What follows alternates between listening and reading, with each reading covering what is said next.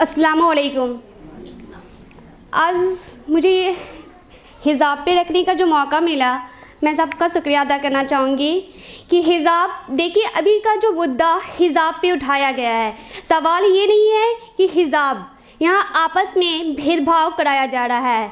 अगर आप देखें कि 70 साल पहले जो संविधान लिखा गया, वहाँ ये चीज़ को लिख दिया गया था कि हमारा भारत देश आज़ाद देश है, हम अपनी मर्ज़ी से खा सकते हैं, पी सकते हैं, पहन सकते हैं। तो फिर ये सवाल उठता है कि आज हिजाब पर क्यों एजुकेशन को रोका जा रहा है। कर्नाटक के उडुपी ज़िले में पीओ कॉलेज में जो हमारी बहनों को हिजाब पहनने पे रुकावट लगाया गया, वहाँ के मुख्यमंत्री और वहाँ के प्रिंसिपल कहते हैं कि हिजाब पहन के आओगे तो क्लास से निकाल दिए जाओगे। अगर तुम्हें हिजाब पहनना है तो ऑनलाइन क्लास करना होगा।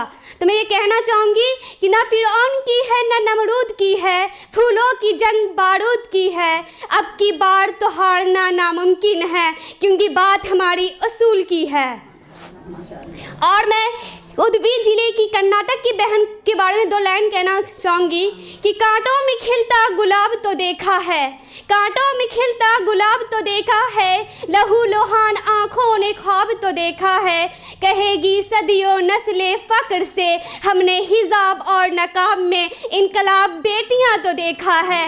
मैं बताना चाहूँगी हुकूमत को कि आप हमसे हमारा हिजाब नहीं छीन सकते, ये हमारा फंडामेंटल राइट है और इसके लिए हम आखिरी दम तक लड़ेंगे, भले हमसे हमारी जान ले लो, हिजाब रहने दो। और मैं एक साथ ही अपनी बातों को ख़त्म करने से पहले 2 लाइन कहना चाहूँगी कि एक बेहतरीन मुल्क और एक बेहतरीन समाज के लिए लड़ो।